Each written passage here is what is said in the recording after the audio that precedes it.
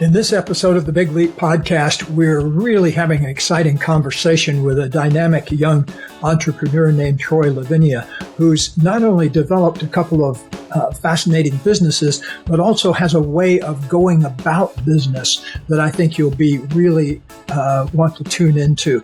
And you'll also get introduced to the concept of midnight pizza. That and one of the things that Troy is talking about that I'm really resonating with is living in easy world and how you can operationalize spiritual principles to create great organizations. Troy? Well, I wanted to come on today just to talk a little bit more about what we've been doing and the work that I've been doing with Gay, and hopefully this will be of interest. It seems like people have never been more inundated with information and more stressed in life, and at the same time had more of a desire to do something creative or entrepreneurial, as well have been so open-minded to spirituality. And so if I think about those three trends in our world right now, stress, wanting to be entrepreneurial or creative, and being open to spirituality, I feel like there's a lot of work that we can do in order to help people see the intersection between entrepreneurship and spirituality, and want to start to get people's input on that and take that further. All right. Well, thank you, Troy. And Gay and I are going to be right back with you with this episode of The Big Leap. So hang tight and get ready to dive into something that I think is going to blow your mind.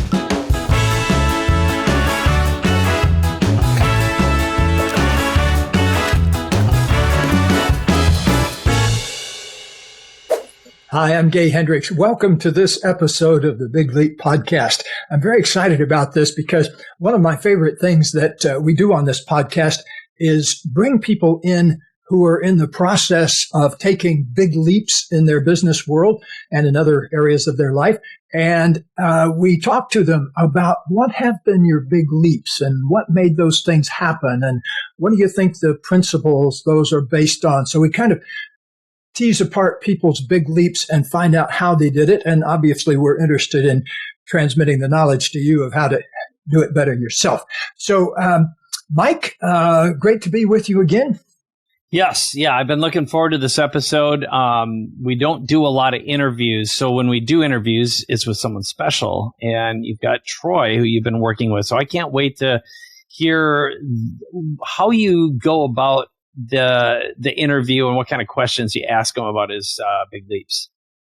Good. Well, I'm very excited about this because I've known Troy for a year or so, and I've been really impressed with the way he goes about his business.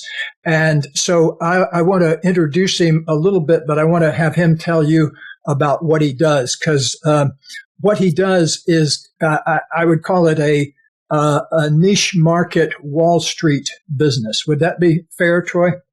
Yeah, I think that's right. Yep. Yeah. And things like Bloomberg and things like that are information delivery systems. And Troy has something like that, but I want him to tell you about the details of it. And so, Troy, before we get into your big leaps, just give us a quick sketch of what your business is and does and how long you've been doing it. Sure, yeah. So we're called Mosaic Research Management. We were founded 11 years ago in 2010. And we're what's called an expert network.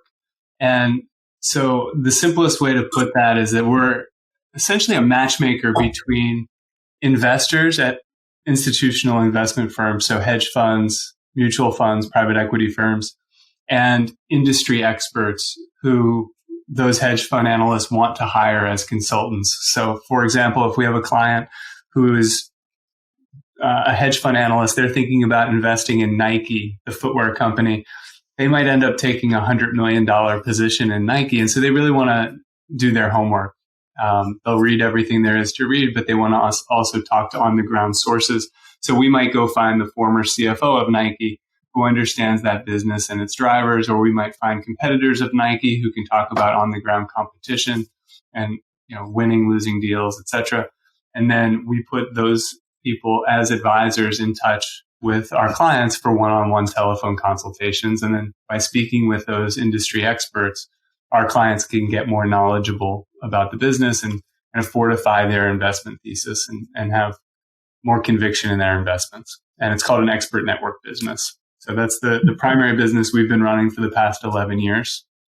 And then about a year and a half ago, we started a subsidiary or an ancillary business, which is recordings and transcripts of those calls. So with the permission of experts and analysts, we're now recording and transcribing those and putting them in a library so that you can go in and read them. So if you're an analyst who wants to do that research on Nike before you do your own interview with the former CFO, you can go in and read some other interviews that other analysts had done about Nike to get smart on that company really quickly.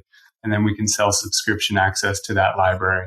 So really not dissimilar from a podcast network where we're having interviews, we're recording them, we're transcribing them, and then we're putting them into a shareable library, but we're not doing advertising. We're monetizing it through subscription. And where did you come up with the idea to launch a business like that in the first place? This was a business that I was in previously, a competitor of ours. I had worked at for 2 years, I think, and then I went to a hedge fund and worked internally there, building out this type of capability. And I just loved doing it, but I knew that I wanted to be an entrepreneur. And so found a way to make that leap from the company to building my own company. Okay, great. I got it. So if you go back to the very beginning, one of the things we're always interested in here is what were the big leaps that got you to the place where you could take that kind of big leap and then some of the big leaps you're taking in the business now? What do you think your first big leap was, going as far back as you care to go? I think the first one that I can remember as an adult is a time with my wife when we first met and we were first dating for maybe about a month or 2 months maybe. And we were, I had moved in with her, out of necessity more than anything else. And that's a different story. So that was a big leap. But I think one thing that always comes to mind for us and something that we've kind of made a theme within our marriage because of this, the story is, she tells it, I'm a little foggier on this, but I think I came home to our apartment at 1 o'clock in the morning. We were living in New York City and I brought a pizza with me. And she said, what are you doing? Where have you been? Why do you have a pizza? And I said, we can eat pizza at midnight. This is our life now.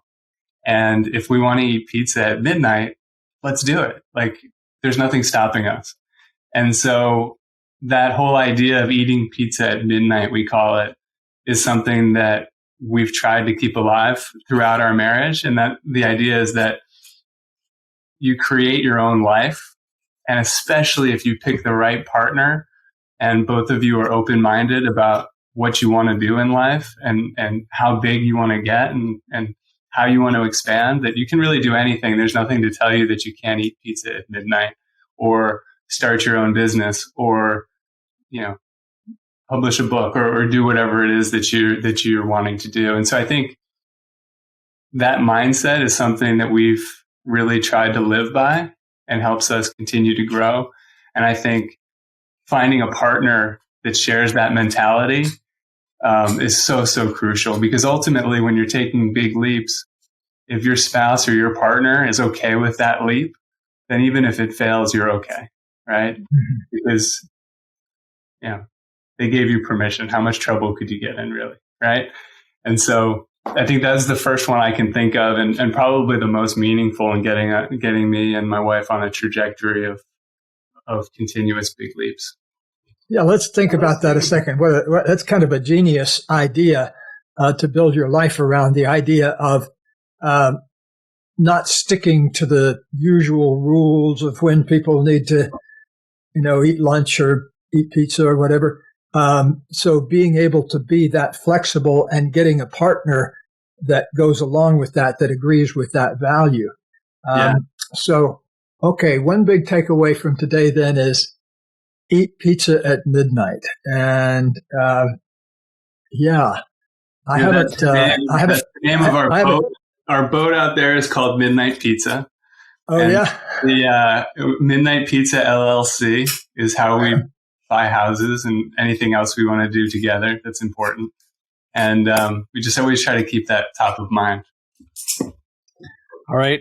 I've got a question for you, Troy, and it was, so how long have you been working with Gay, and what prompted you to reach out to him in the first place, and what was the initial attraction or pain you were experiencing? Great question. So I remember where I was sitting, actually. I was at a coffee shop in Brooklyn, probably 2.5 years ago. I had just started this new business of ours, this subsidiary I'm talking about. It's called Stream. So our primary business is Mosaic. Stream is the content library. And I was talking with a guy named Dane Maxwell, who I had done a course with previously and become pretty close with. And he is a kind of an entrepreneur coach. And I asked him if, I've got this new product. It's pretty good. People like it, but I need to figure out a go-to-market system for this. Like, how do we market it? How do we put it out there? How do we get more users on this platform? And I asked him if he'd be interested in coming to join me and running that for a cut of that business. And he said that was a real upper limit thing for him, because it was a great offer and it was something that was making, our second conversation about this, he kind of confided to me that this was an upper limit thing for him. Like, this is amazing. He's living a really comfortable life right now. Everything is going really well, but this would be kind of something that would be a great opportunity for him. I said, well, what does that mean? It's an upper limit thing. And he explained to me the whole concept of upper limiting from the Big Leap. And I thought that was genius. And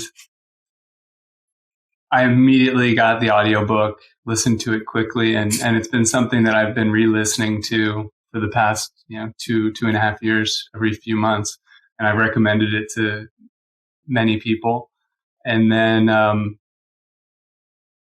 maybe 18 months ago, maybe, a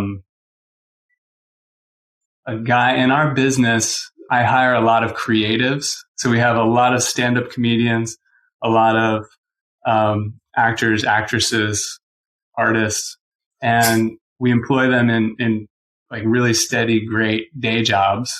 And then we also pay for them to have an accountability coach who will work with them and help them with their creative pursuits so that they can hopefully become successful in their creative pursuits as quickly as possible. It's a guy named Azul. And Azul told me that he did an interview with Gay Hendricks. And I was like, Gay's my guy. Like, I don't know him, but he's read this book to me a few times. So I love this guy. And so I emailed Gay and mentioned that and asked him if he'd be interested in working with me as a coach. And he got back to me and we met and have talked probably every couple of weeks since then. Great. Yeah, it's been really enjoyable to me, because one of the things that I like in people I work with and the people I choose to work with is they have a really high openness to learning. In fact, we use a scale here at our institute, an openness to learning scale, and it has a lot to do with how quickly you're willing to let go of any defensiveness and try on a new idea. And I started measuring that back in the 80s and 90s, because I did a lot more on-site work where I would go into companies and work with them, the C-suite team there, rather than having them come out here. And on one of those occasions when I was working down at Dell with Michael Dell and Company, I realized I wanted to quantify this thing called openness to learning, because I had just come from a different corporate environment the week before where everybody was very defensive. And, you'd ask a person to look at something and, but then I'd go down to Dell and Michael Dell is like a conscious steel trap as far as learning. He'll just boom, and he's got it. And he doesn't waste any time being defensive. And so that's when I started measuring this openness to learning factor. And Troy is very high on the openness to learning scale, because he'll see the value of an idea and he doesn't waste any time, defending against it for any ego reasons or anything like that. So that's one of the main qualities I really look for. And Troy's got that really polished. That's awesome. Awesome. So the second part of the question then, Troy, is what was the pain you're experiencing? Like, what did you want to solve in working with Gay? It's really just continuing to reset that upper limit thermostat, right? So if you think back when I met my wife, it was 18 years ago, right? And so it's really been 18 years since we said we want to eat pizza at midnight. And around that time, I started like a journey of continuous improvement. I've had ups and downs, but really I've stayed really committed to continuing to improve myself since then. And having a coach who focuses on that and always trying to understand what the next limitation is and what the blockers might be for me, and identifying them and surrendering them, that's really important to me. And I feel like a lot of times I could get in my own way if I wasn't aware of those things. So that whole concept of becoming aware of those things that are unconscious blockers and then surrendering them. That was the thing that I really wanted to learn. And it was painful for me if I would be working really hard consciously on something, but then not achieving it, or, really, sabotaging it in a very nuanced way. And so working through that and learning how to work through that was really, really important to me. One of the things I've also been impressed with in working with Troy is, and maybe you could speak to this, you have based your business life on some values that don't often get taught in business school.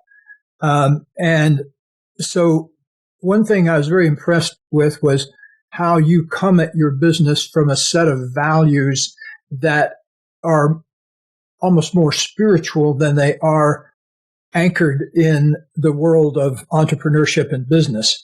And I wonder if you would speak to that a little bit about where you came up with that sort of an idea.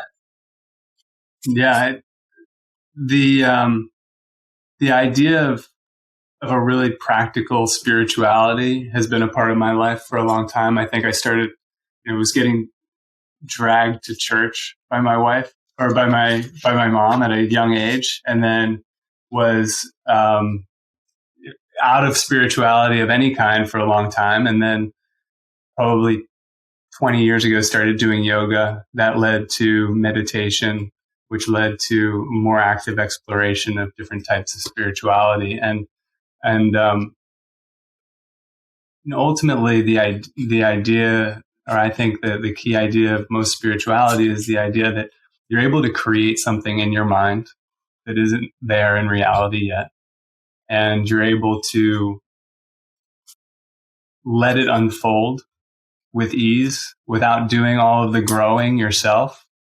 And then you're able to surrender any of the blockers that are keeping you in the way of kind of realizing that unfoldment, right? So if you take the analogy of a farmer, the farmer comes, they plant the seed, they know what they want to grow, they plant the seed, they water it, they make sure it's getting sunlight, they tend to it, but they don't force it to grow. And you can't pull a plant out of a seed, right? You need to let the universe or God or that force of growth kind of work its magic in order to let the plant unfold. And I think most of our relationships, personally and in business, are very similar. And so that was really the first, and I've been trying to use spiritual principles like that in order to manage my life personally. And, my first foray bringing that into business was maybe 5 or 6 years ago when I realized that there was a limit to how quickly business relationships with clients could grow. And it was the same type of thing. We wanted to figure out what the sunlight and water and soil was to provide to our clients, the seed, so that it would grow to its maximum potential. And really ever since then, I've been looking at our business through a spiritual lens and trying to apply and figure out what are those spiritual principles that are fundamental across different religions and different spiritualities. And then how can we take those and use practical tools to implement them within our business? Again, to let our business relationships and the business itself grow more easily. So I keep meaning to recommend a book to you, and I just now am remembering to do it. Have you ever read the book, The Perennial Philosophy? No, I haven't. It would be very useful, I think, because it does what you're talking about. It looks across all the world's religions and extracts the key principles that are common to all of them. The Perennial Philosophy came out a long time ago, but I remember it was really good from that standpoint to show what the key principles are, even though the flavors of them may be different in the different cultures. That's great. That would, it's been something I've always wanted to research. I just haven't had the time or even knowing where to start. So if they've figured that out, that would be great. Yeah, I think somebody did. I forget. Maybe it was Aldous Huxley that wrote that book. It is Aldous Huxley. I just looked it up and I was like, what? Yeah. Uh-huh. Yeah. Well, Aldous Huxley was an amazing guy. As a matter of fact, I was friends with his widow, and Laura Huxley, and I used to go down and visit her. She lived in a cottage literally underneath the Hollywood sign for pretty much, she and Aldous bought that house. But anyway, he took an LSD trip to die with. He had really bad cancer. And as he was dying, she heard on the radio that JFK had been shot in Dallas. So that was when Aldous exited. Anyway, as you tune in, Troy, to other spiritual principles that you've been working on making practical, you've mentioned a couple. Any others come to mind that you see playing out in your business? Yeah, I've been trying to think about this more lately and kind of back into what the principles might be for the tactics that are working really well for us. And I think it's a couple of things, like three things primarily. One is the idea of vision. So, like I said, being able to create something in your mind and fortify it with love and other positive emotions so that it becomes real in your body and in your self-image. And then once that takes place, then you've really set your GPS, so to speak, and your subconscious or the universe or God or however you like to think about the spiritual realm will start to bring you in that direction. And so I think it's something that's really important for us individually is to have a really strong vision for different areas of our life and what we want it to look like. And what I found is that it's incredibly important for somebody who's running a business or a team of any kind, whether it's a small team within a larger company or a sports team or whatever it is, the person who's in charge of that really is responsible for creating that vision and making sure that it's something that people really understand and that the team is really excited about. And it seems like such an obvious thing, but it is really a spiritual thing, because once that vision becomes real in everybody's minds and within everybody's bodies and in their self-image, then really you have not only one person whose GPS is set on that destination, but you have 10, 15, 20 people whose GPS is set on that destination. And success becomes almost inevitable when that's the case, if you have everyone buying into the same vision. So that's one thing that I think has been good. And there's a few different practices that we've implemented that relate to that. But that would be the underlying principle of having a good vision.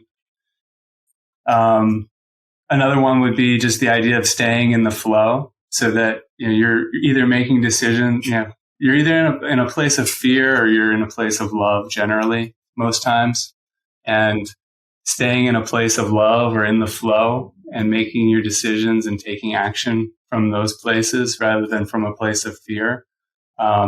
That's a principle that has been really successful for us. And then another one would be surrender. So just these blockers that he has written about. He called the upper limit. Everyone has blockers. I do myself, and I know that the people I work with do as well. And so being able to recognize what those conscious and subconscious blockers might be, and not suppressing them or kind of feeding them with fear, but looking at them and giving them some loving attention, and then surrendering them, remembering to do that consistently.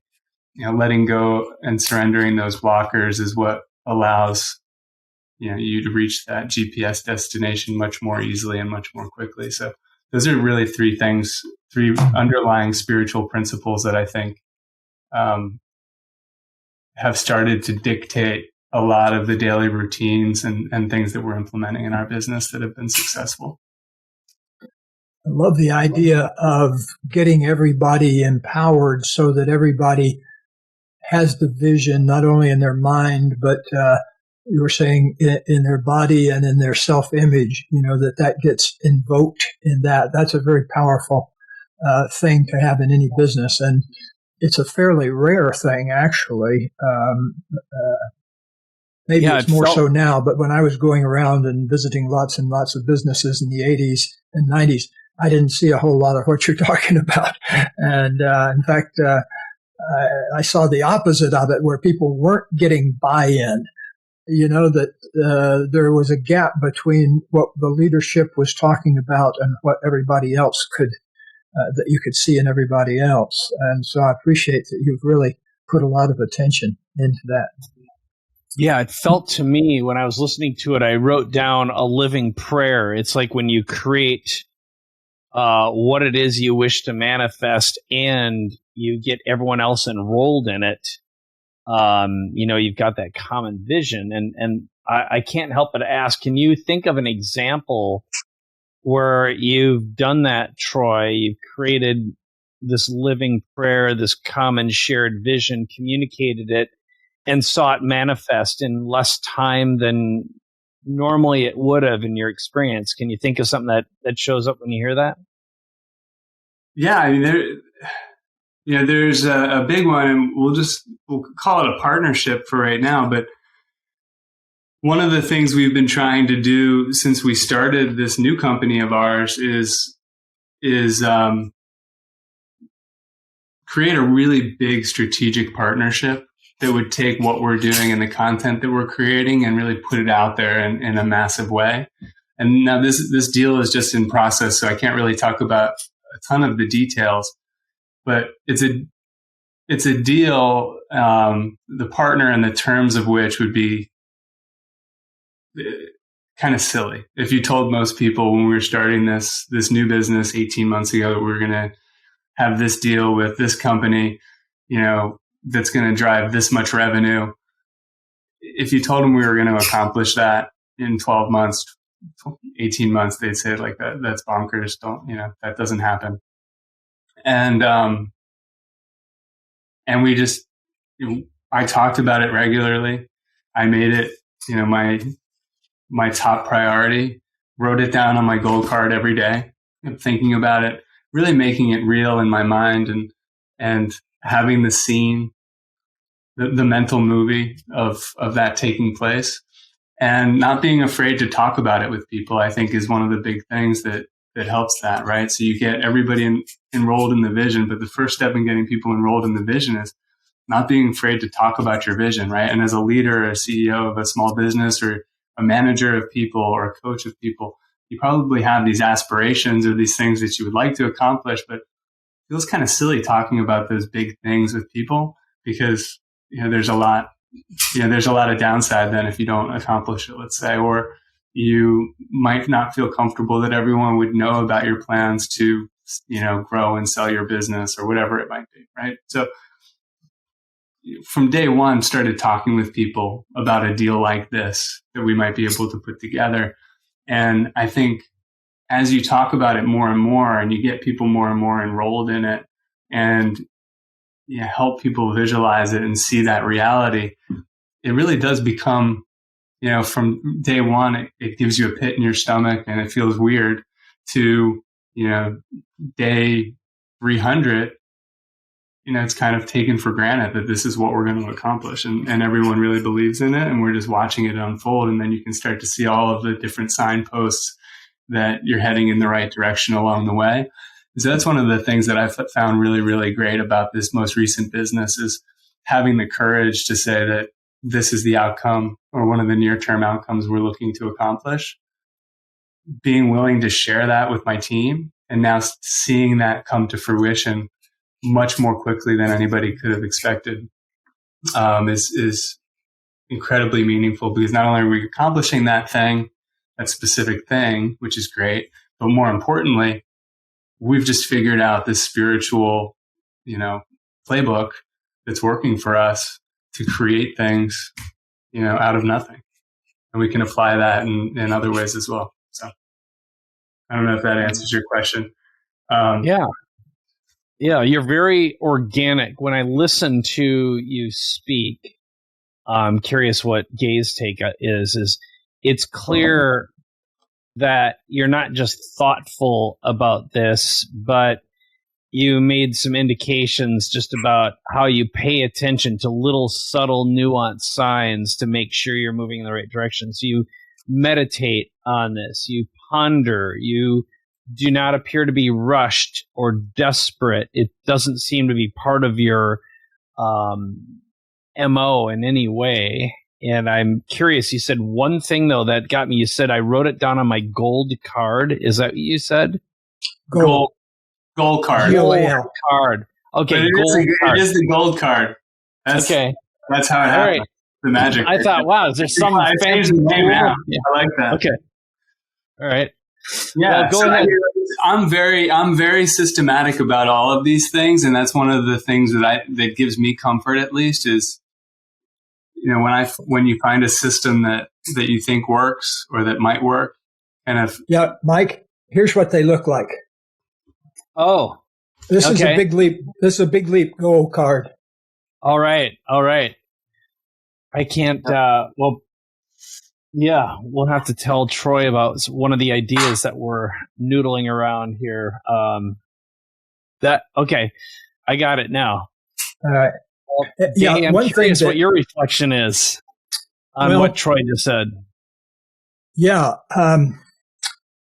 Well, it's fairly common in my life to have time speed up around me. That's just one of my superpowers in the sense that if a person thinks that it's going to have to take 2 years to accomplish a goal, I open up a space for it to be accomplished in its own time. And that might be 12 months, or on the other hand, I'm just having a liquidity event this week of a investment that I made in 2008. So what's that? 13 years ago. So some things you just have to breathe with them. But what you don't want to do is place artificial limitations on yourself about how long things have to take. Because one thing I was really happy with that has taken place in our work together, Troy, is that you've been willing to let time really be your friend, to speed things up as far as manifestation goes, if that served your purpose. And then in other situations, take it easy, to what we say here, live in easy world where everything is easy, where you just let things come to you. You're not in hot pursuit. You might be focused, but you're not stressed out in pursuit of something. You're allowing things to come to you. And so Troy is really getting masterful about that. Yeah, I can really hear it.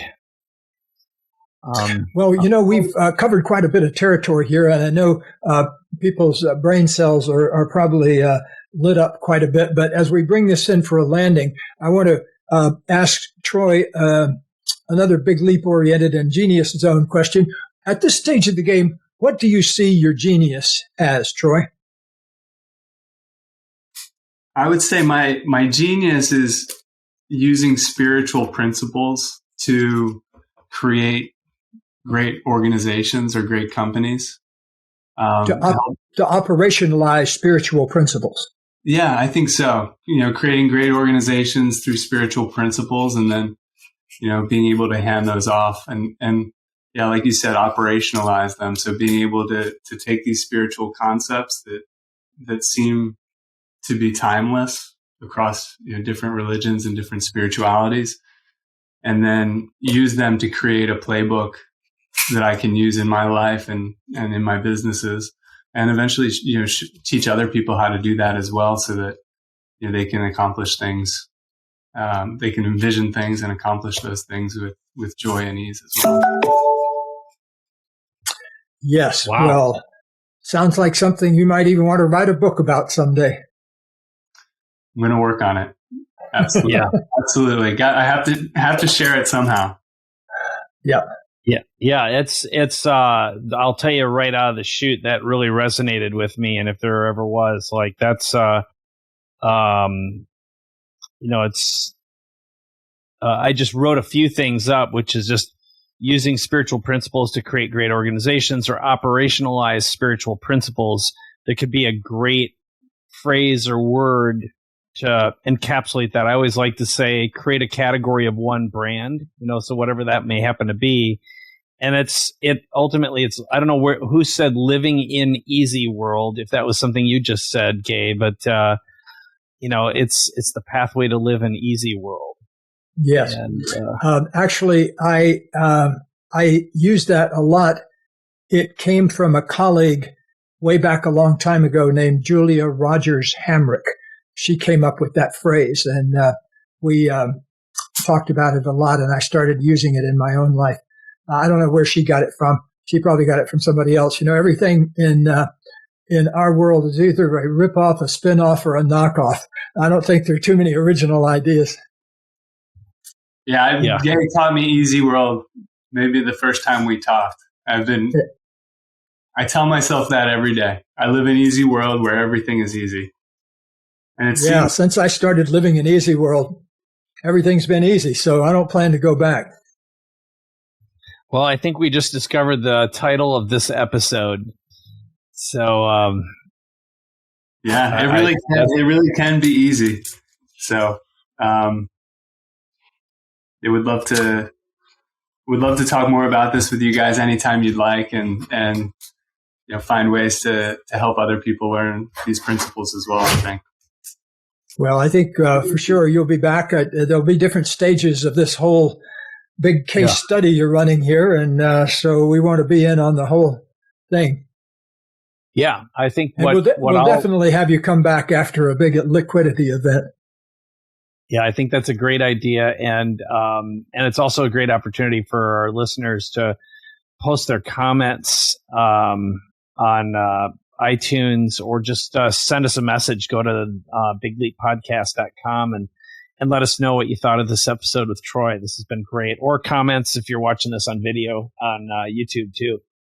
So, let's land this plane then. Is there an ask that you have, Troy, for our audience, or anything that you'd want to part words with? No, as I think more about the idea of this intersection between, entrepreneurship or creativity, and spirituality, would love to know what's most of interest to people. Is that a concept that's of interest to people? And if so, what questions might come to mind when you start thinking about that, using spiritual principles to create businesses or to create other things more easily. Good. And we'll put on the show notes how to interact with you if people want to send you an email or comment on that kind of thing. Yeah, absolutely. That would be great. Yeah. Well, thanks a lot for coming on and describing some of your big leaps. Great to be with you as always. And Mike, got anything else to say or ask before we get off? Well, here's just one little nugget that I did in the background when you mentioned Dane Maxwell's name. He's a good friend. I've known him for quite a while. And I sent him a quick message and he says hi. So that happened in the background while we were chatting today. And he's another very conscious entrepreneur. I have a lot of admiration and respect for Dane. I just love his brain and I love his heart, more importantly. Yeah. So well, let's leave it at this. I think we've opened ourselves up for a follow-up, and let's see what kind of feedback we get. And if you're interested in learning more about using spiritual principles to create great organizations, we'll go deeper on that as well. And so, Troy, thank you. Gay, this has been a fantastic episode, and I'll leave it to you if you want to say any final words before we wrap this up. We really appreciate you for joining us and opening yourself to learning these new ideas that come from all sorts of different locations. But one thing is we always like to focus on people who are right out there doing it, not just philosophizing about it, but are actually in the process of taking big leaps. So big appreciation to you, Troy, for taking those big leaps and for sharing those with us. Yeah, absolutely. Thank you guys so much for having me. It was great talking with you. The same. Great. Thanks.